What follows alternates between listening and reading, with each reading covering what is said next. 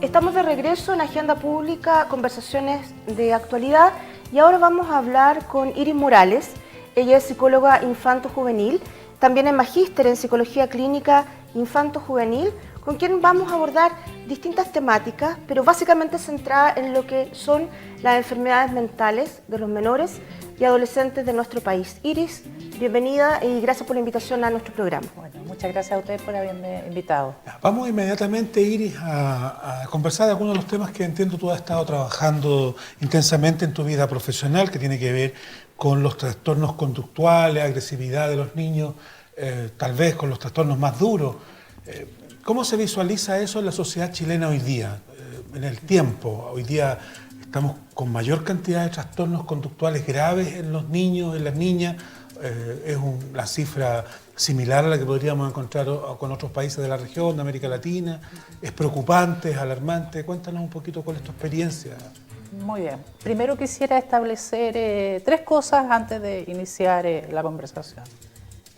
Primero referirme a que hablar de salud mental en este país, primero, es un tema de mucha fraseología, ¿ya? Todo el mundo habla de salud mental, pero no sabemos exactamente de qué estamos hablando. Yo creo que eso es lo primero que hay que debatir fuertemente. ¿Qué entendemos por salud mental? ¿Y por qué es importante dar esta conversación? Porque si no, no tenemos claridad respecto del diagnóstico, ¿ya? Todas las cifras y todos los estudios y toda la evidencia indica de que nosotros estamos viviendo hace rato de manera silenciosa y ya evidente una crisis profunda de salud mental, donde tenemos a lo menos tres datos que a mí me parece relevante poder manejar. ¿Cuáles son esos Primero, tres datos? que tenemos un 22.5% de niños y adolescentes que presentan trastornos de salud mental, particularmente trastornos psiquiátricos. Si eso está ajustado por discapacidad, en el último estudio, eso sería que un 38% de los niños presentan esas dificultades. Segundo, que tenemos una inversión pública en materia de la población global y particularmente en la población infanto-juvenil deficiente, casi inexistente. Y tercero, que tenemos un problema de enfoque en los dispositivos y en los modelos de intervención en distintos trastornos, enfermedades o problemas de salud mental.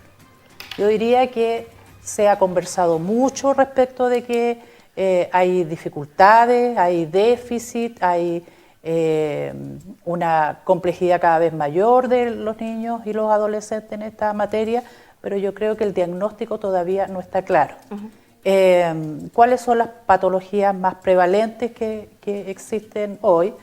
Yo diría que son a lo menos cuatro. Uno, todos los cuadros depresivos, particularmente sabemos que somos uno de los países de la OCDE que tiene la tasa más alta de suicidio infanto-juvenil. Segundo, los trastornos ansiosos. Tercero, el consumo de alcohol y droga. Y cuarto, lo que se llaman los trastornos disruptivos, en los cuales podríamos incorporar o clasificar los trastornos de conducta. Después me voy a referir particularmente a qué entendemos por trastornos de conducta. Perdón, Iris, usted nos habla de una cifra que es del 22,5% de trastornos mentales en menores y adolescentes en nuestro país.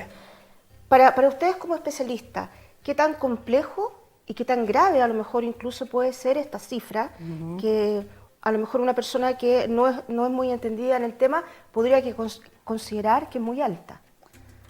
Yo diría estamos que dentro de los promedios a nivel latinoamericano donde está no, yo diría mentales. que en depresión somos campeones mundiales y en abuso de alcohol y sustancias. Eso, todos los datos, las encuestas, las estadísticas indican que estamos rankeando negativamente en ese sentido. ¿Por qué es alarmante esto? Básicamente porque nosotros nos vemos enfrentados a varios fenómenos y en esto me quiero referir al tema CENAME, ¿ya? Si estos son los datos de la población en general, la prevalencia de trastornos psicológicos, psiquiátricos en la población CENAME es del 80%, es decir, nosotros tenemos la población CENAME que ingresa por graves problemas de salud mental, que eso se esconde detrás de las llamadas vulneraciones de derechos. Pero muchas de las vulneraciones de derechos, negligencia, abuso, maltrato, adicciones, conductas infraccionales, encierran otra realidad que es a la cual yo me quiero referir, que no es posible hablar de crisis de salud mental infanto-juvenil si uno no habla respecto al perfil diagnóstico que hoy día uno debiera conversar respecto de la familia. Yo creo que nosotros estamos acostumbrados en este país a pasar revistas a las características culturales de una familia, a las características económicas de una familia, pero somos bastante reacios a pasar revista a cuál es el perfil más bien de salud mental de muchas de las familias, no solo de las familias Sename, sino que de la familia en general, de la población. Y nosotros nos hemos venido dando cuenta, y eso se ve en la práctica clínica constante, de que hay mucha psicopatología familiar, que no es solo el clásico problema familiar, que hace, por ejemplo, que haya salido hace poco algunos estudios que indican que los niños menores de 5 años están experimentando fuerte impacto en la crianza por estas familias que son un poco ansiosas o que son estas familias que presentan inestabilidad anímica. Dicho de otra manera, hoy día la familia se ve enfrentada a una situación de crianza, de maternidad, de niños altamente complejos, son niños distintos los de esta época, sí, pero básicamente con un sistema cultural donde las pautas de crianza hace 40 años atrás que estaban basadas en el maltrato, hoy día han cambiado y tenemos a estas familias que tienen conductas de mayor aprobación, por ejemplo, en estilos adictivos, mayor aprobación, por ejemplo, al consumo de marihuana. ¿Son familias, perdón, mayores disfuncionales o no? Yo diría no que sí, yo no tengo problema en decirlo, que nosotros enfrentamos una crianza, estilos de apego, que están fuertemente impactados por modelos de la globalización.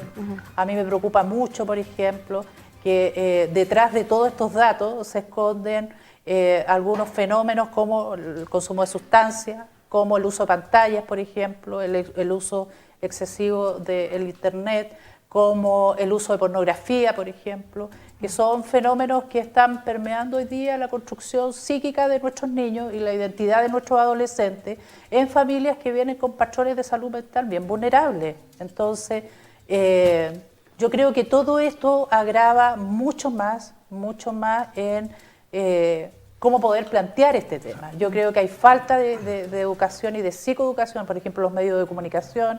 Hay temas, por ejemplo, como el suicidio, que nosotros no lo podemos conversar o dialogar o orientar a la población porque hay dispositivos comunicacionales que entienden que podría ser un riesgo, pero sin embargo no hay programas de conversación donde nosotros estemos hablando de frentón de lo que es la depresión, de qué significa tener un niño con un trastorno de ansiedad, qué significa, por ejemplo, un trastorno de conducta, un trastorno disocial, cuál es la diferencia entre un niño que se porta mal, hace una pataleta o que da un portazo fuerte en la casa porque le quitamos el celular, de un niño que tiene dificultades que requieren o dan cuenta de que estamos enfrente de un trastorno que requiere una intervención mucho más especializada. Respecto a la pregunta, de si existen disfuncionalidades, uno también debiera consultarse qué es la funcionalidad entonces, ¿no? Si yo soy disfuncional a algo, tenemos que discutir como sociedad qué es lo que vamos a entender por funcionalidad dentro de un espacio societal, porque imagino que ha ido cambiando. O sea, hoy día nuestra sociedad es mucho más consumista, es mucho más competitiva, es mucho más ligada al exitismo. Los muchachos prefieren pasar presos 5 años, pero haber disfrutado 1 año o 2 años de una vida plena de cosas, de elementos que se los robaron y que al final terminan presos, terminan en el Sename. Entonces, el cuestionamiento también de estas cifras son para la sociedad que estamos construyendo y la sociedad que estamos viviendo. Lo que pasa es que tendríamos que ponernos de acuerdo respecto de qué es el bienestar, ¿no es cierto?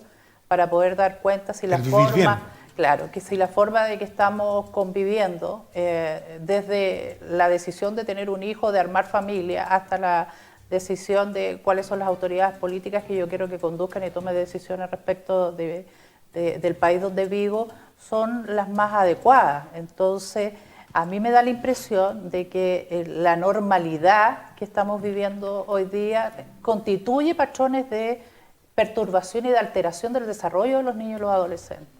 Es decir, un ejemplo clásico es para la Navidad, regalamos cualquier pantalla, ¿ya? Salen de vacaciones y los niños están expuestos durante todo el verano a pantalla. Llegamos a mayo, a junio, en época escolar y ya es un problema.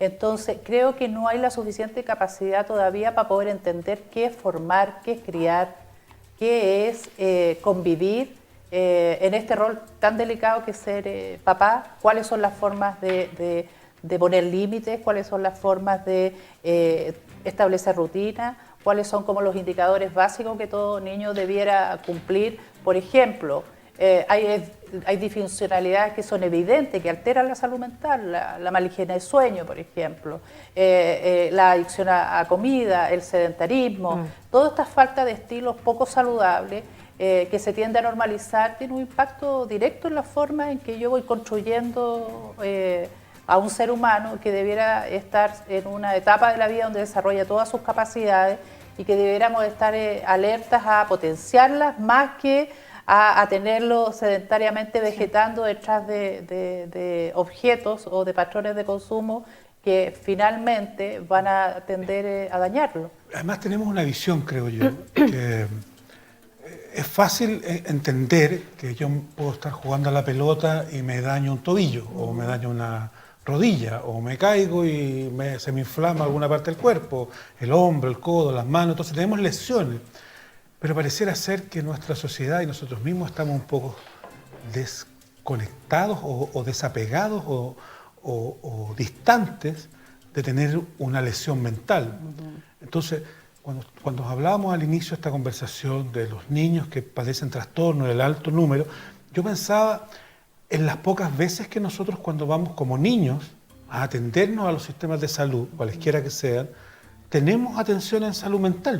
Yo hasta, no sé, hasta hoy día prácticamente pocas veces me he ido a atender a un psicólogo, a un psiquiatra, y debo haberlo necesitado muchas veces.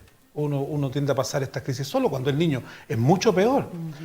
Hoy día que se dan tantas separaciones de padres, los niños lo resienten, los cambios de domicilio, pero no hay en la infancia y en las familias chilenas esta costumbre de llevar a los niños a hacer una atención en salud mental. Yo creo que eso se explica por varias razones. Primero, porque los dispositivos que hay son de mala calidad o ineficientes. Segundo, porque hay discusiones ya añejas, bien trasnochadas respecto de conflictos paradigmáticos entre disciplinas. Es decir, nosotros los psicólogos nos llevamos décadas discutiendo con los psiquiatras y el modelo biomédico. Los terapeutas ocupacionales llevan décadas discutiendo si su rol es o no es el más pertinente que un trabajador social. Entonces, poder establecer cuando las emociones, ¿me entienden?, requieren una alerta y un sistema especializado de atención donde cualquier especialista del área de la salud mental lo pueda ver, supone entender qué son las emociones. Y yo creo que ahí nosotros tenemos un problema de enfoque, y yo creo que particularmente mi disciplina, que no logra entender todavía exactamente cómo poder trabajar integralmente lo que a nosotros nos compete como problemas psicológicos, con los problemas psiquiátricos, con los problemas que requieran terapia ocupacional, con los problemas que requieran una intervención de un psicopedagogo, con los problemas que requieran intervención de un diferencial, por ejemplo. Un educador diferencial me refiero. Entonces, yo tengo la impresión de que no derivamos y no tenemos sistemas pertinentes porque no hay inversión, no hay buena formación y capacitación en los especialistas. Y tercero, porque tenemos una mirada a ratos muy idealizada respecto de los problemas de salud mental. Yo creo que hay poca experiencia todavía a estar trabajando con perfiles duros como los trastornos de conducta. Un niño con trastorno de conducta, uno no lo reconoce en la adolescencia, lo reconoce desde chico. Ya viene presentando conductas disruptivas, hostilidad, agresividad, déficit de atención, es un niño difícil, que duerme poco, es un niño intransigente, que no tolera límites, muerde a los compañeros en el jardín, y cuando ya estamos en la etapa de la latencia, nosotros ya podemos identificar que es un niño complicado y que detrás de eso también hay un manejo familiar difícil. Después se empieza a dar cuenta de uno que el niño tiene el mismo temperamento del padre y que el padre ejerce violencia intrafamiliar respecto de su mamá y que ofrece combos a cada persona que se le ocurra porque no fue gratificado en su momento, y empezar a trabajar en esa complejidad que supone ese perfil. Supone que tenemos que tener especialistas que están capacitados, formados y que logran entender más allá de su disciplina específica, que se requiere una intervención más integral, más especializada, que pueda dar como resultado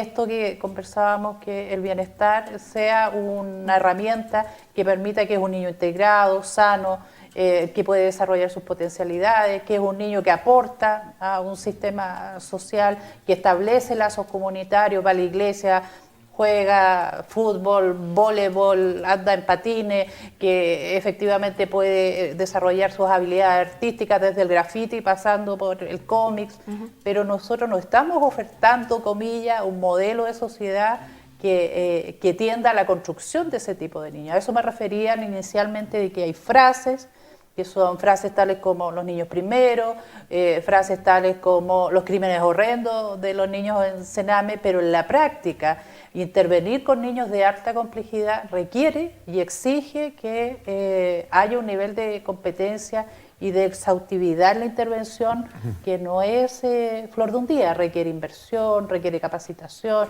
requiere trabajar con el niño y su familia, requiere un pool más amplio de equipos que puedan estar ahí sistemáticamente en el tiempo trabajando en esas materias. Iris, por un lado usted plantea que efectivamente hay una falla, ¿cierto?, en el sistema de salud en general. Más aún quizás cuando hablamos de un tema que es tan sensible como la salud mental de los menores y adolescentes. Pero a nosotros nos gustaría también que fuera una conversación donde podamos aportarle a los televidentes, los que son papás, ¿cierto?, y que usted nos pudiera dar algunos consejos, por ejemplo, de cómo un padre o de cómo una madre o el abuelo con quien viva, en este caso un niño o un adolescente, pueden comenzar a observar ciertas señales de que este niño, este menor, tiene algún problema mental y que muchas veces los papás no se dan cuenta. Donde a lo mejor hay que poner el acento en qué circunstancias concretas un papá podría decir, a ver, voy a llevar a Juanito, qué sé yo, a un psicólogo porque está teniendo conductas que no solo a lo mejor son agresivas, bien, como usted planteaba bien, también de repente están siguiendo y copiando el patrón que ven a diario en sus casas. ¿Cómo darse cuenta de esos síntomas que los niños y adolescentes empiezan a experimentar? Antes de eso me quisiera referir al tema anterior que planteabas tú en la pregunta, que es, yo soy psicóloga, ¿no es cierto? Sí. Nosotros no podríamos tener estas cifras si nosotros hubiésemos hecho la pega. Yo creo que hay una responsabilidad gremial importante. ¿Y por qué lo quiero plantear desde ahí? Antes de dar estos famosos tips, que son como recetas de cocina. Son consejos que igual la gente claro, yo creo que es importante saber qué hace la gente y a dónde llega con eso, ¿ya? Con estos famosos tips o recomendaciones. Porque va a llegar al otro lado a un profesional de la salud mental, que puede ser un psiquiatra, puede ser un psicólogo, puede ser un terapeuta ocupacional, por lo bajo. Pero particularmente en mi disciplina vive una crisis que no es menor, ¿ya? Los psicólogos tenemos límites, ¿ya? Los psicólogos no estamos para todo, ¿ya? ¿Y por qué hago tanto énfasis acá? Porque este país está en crisis de psicólogos clínicos infantos juveniles. No solo tenemos una crisis de falta de especialistas en psiquiatría infanto juvenil o de adultos, también tenemos un fuerte déficit en la formación. De hecho, es importante destacar este dato, la Sociedad de Psicología Clínica en este país está en crisis. El Colegio de Psicólogos, a través de la Comisión Nacional de Acreditación de Psicólogos Clínicos, está en crisis, recién tratando de poder establecer criterios para definir la especialización de la psicología clínica en este país. Por lo tanto, ¿qué impacto tiene esto en la calidad de la intervención? Mucho, porque para eso hay que invertir en formación, para eso hay que invertir en equipos de trabajo que puedan en el tiempo meterse las patas en el barrio. Yo debo ser una de las pocas psicólogas que he trabajado directamente con los niños de residencia en Sename por más de 7 años. ¿Ya? Yo tenía a mi cargo más de 70 niños diarios, niños de alta complejidad de los 4 hasta los 21 años. Por lo tanto, todo el manejo clínico, el manejo con las familias, con los tribunales, con los niños con problemas de conducta, los niños que ingresan por cualquier causal, requiere de competencias que esta disciplina no necesariamente está preparada. Yo creo que hemos avanzado en algunas temáticas, pero bajo paradigmas, por ejemplo, que requieren ser revisados, como el paradigma del trauma, por ejemplo. No todos los niños que están siendo víctimas de vulneraciones viven procesos traumáticos. No se explica desde ahí. Entonces, volviendo a la pregunta que tú me haces, ¿qué hace una persona? Primero, ¿cómo se da cuenta que tengo un niño que tiene problemas? Primero, porque a este país tú le puedes decir de todo, pero no que tiene un problema mental. Y eso es parte de la falta de psicoeducación pública, que es un poco lo que hacen varios especialistas usando los medios. Perdón, tabú. Claro, esa frase yo no le puedo menciona. decir a este país de todo, pero no que tienes un problema mental, porque la idea de enfermedad es una idea paradigmática que nosotros los psicólogos, que nos pusimos chala y nos pusimos moral, creemos que todo se explica desde lo social comunitario, ¿ya? Y la verdad es que yo no tengo ningún problema en lo social comunitario, de hecho me encanta el paradigma cultural, sociocultural, pero creo que la realidad chilena no es suficiente. Entonces tenemos un déficit de formación de especialistas de psicólogos buenos en infanto-juvenil, clínicos, ¿ya? Que esa pega hoy día, a maltraer la están haciendo los psicólogos educacionales en la escuela, particularmente en los colegios vulnerables. Tenemos programas disfrazados de salud mental como los PIE, donde van niños con necesidades especiales, donde van niños inmigrantes, donde van niños con dificultades brutales en materia de composición familiar o de problemáticas familiares. Entonces, para mí, una familia, ¿en qué tiene que poner atención respecto de un niño? Y ver, mi recomendación de fondo, es que lo lleve a especialistas que puedan tener una especialización, valga la redundancia, o una acreditación, aunque todavía no esté regulada, pero que puedan entender la realidad específica de ese trastorno. No todos los psicólogos sirven para determinados tipos de trastornos. Estamos ahí entonces frente a una dificultad también económica, porque no todas las familias tienen la posibilidad de llevar a sus niños a un psicólogo y a otro cuando es caro. Es caro. Claro, por ejemplo, ahora en la Comisión de Infancia que definió el presidente Piñera, a mí me llama la atención porque en materia de salud mental se definió, por ejemplo, capacitación a todos los médicos generales y a los médicos, los especialistas de atención primaria. Pero en eso no están los psicólogos. ¿Ya? Primero, que no creo que sean el personal competente, creo que atención primaria no debe hacerse cargo de la salud mental de los niños, creo que eso le corresponde a secundaria y a terciaria, no atención primaria. Y por otro lado, tenemos que en la oferta privada una variedad de espacios, consultas, centros, pero con una calidad relativa. Entonces, ¿en qué cosas, para responder a tu pregunta de fondo, debiera una familia buscar ayuda a propósito de que tiene un niño con algún trastorno? Primero, cambios bruscos de conducta, ¿ya? Todo cambio brusco supone de que se expresa en síntomas. Algunos síntomas son físicos, un niño, no sé, que estaba súper bien, pero le empezó a doler la cabeza, anda con dolores de guata, que no puede dormir, que está comiendo mucho o poco, que síntomas afectivos, que anda con sentimientos de miedo, de tristeza, de ansiedad, que está más agresivo. ¿Y por qué algo está pasando? Algo, ahí hay unas primeras alertas tempranas que debieran hacernos sospechar de que algo está pasando y llevarlo inmediatamente a evaluación de un equipo, que ahí volvemos nuevamente a la idea de equipos especializados, integrales, que puedan atender al niño y su familia, hacer este checklist respecto de la historia de salud mental que pueda tener el adulto que lo trae o el sistema familiar al cual pertenece. Pero desde mi opinión yo diría que esos son como los elementos más fundamentales. Hay otros que son clave: consumo de sustancias, higiene de sueño, ingesta alimentaria, rendimiento escolar.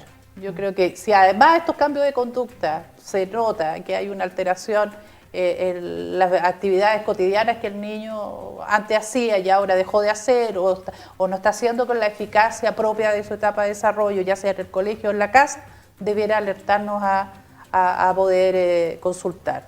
Y la pregunta es: ¿dónde consultamos?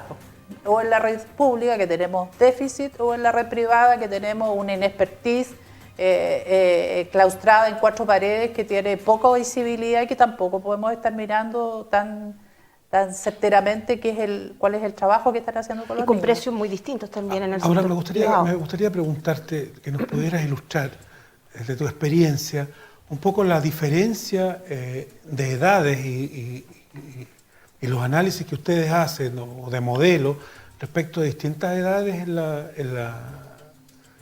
lo que llamamos infancia, o sea, desde los 2 años hasta los 12, que por ahí más o menos debiera comenzar la adolescencia, pero entre los 2 años y los 12 años hay una distancia bastante grande de cambios en los niños y en las niñas, ¿o no? Claro, mucho.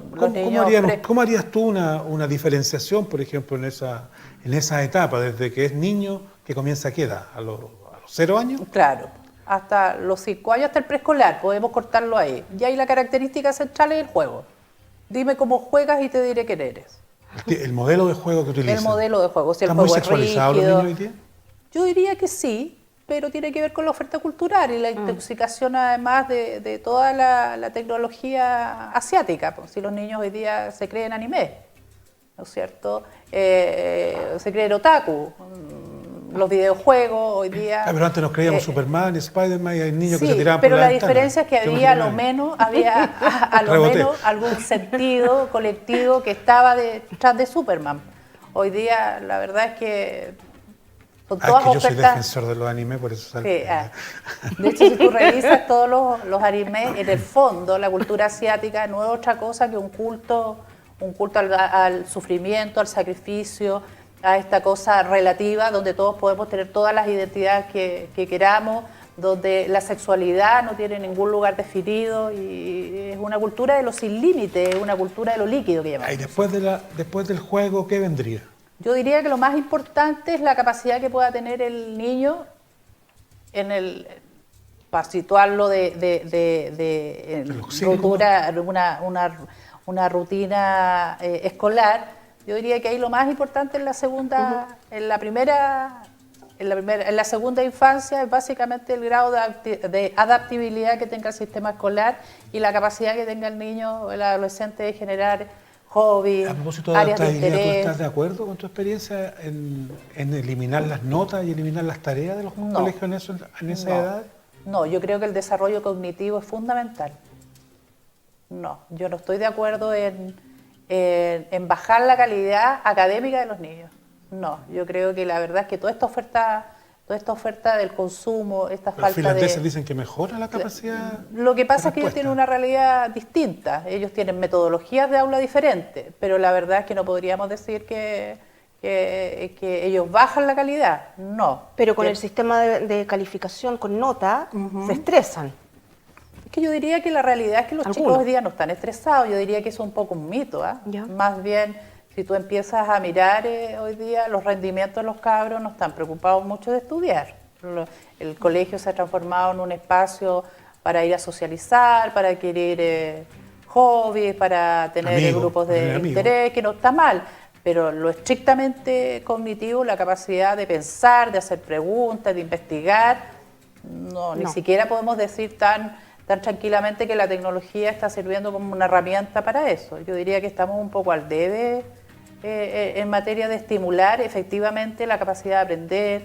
Estamos llegando al final, la última pregunta. Si la última pregunta es... quedan 30 segundos. 30 segundos, muy breve. ¿Qué es lo que se requiere, precisamente cuando hablamos del tema de enfermedades mentales de niños y adolescentes, para avanzar un poco más? Para no seguir en este espacio donde no se evidencian mayores cambios. ¿Qué es lo que se requiere en concreto? Yo diría que se requiere un Estado que invierta. ¿Ya? Se requiere que la ciudadanía se haga cargo de que que tener un problema de salud mental no te hace menos ser humano, no te hace inferior. Yo creo que las personas tienen que aceptar que a veces uno tiene vulnerabilidades, que hay sucesos estresantes que nos afectan, de que efectivamente hay situaciones en que nuestras emociones se desregulan y tenemos que pedir ayuda, que hay que aceptar que vivimos en comunidad. Y vivir en comunidad supone llegar a acuerdos, llegar a establecer valores compartidos y que la salud mental es el reflejo no solo de la salud de un país o de la buena salud de un país, sino que de la identidad más profunda de lo que somos.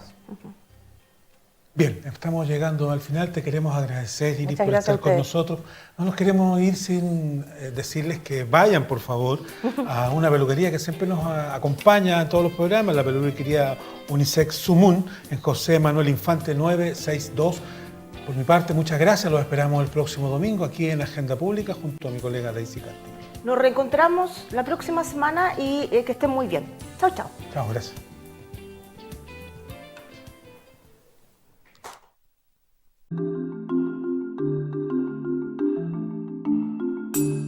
Así concluimos una nueva edición del programa Agenda Pública, conversaciones de actualidad, con la conducción de los periodistas Fernando Quilaleo y Daisy Castillo.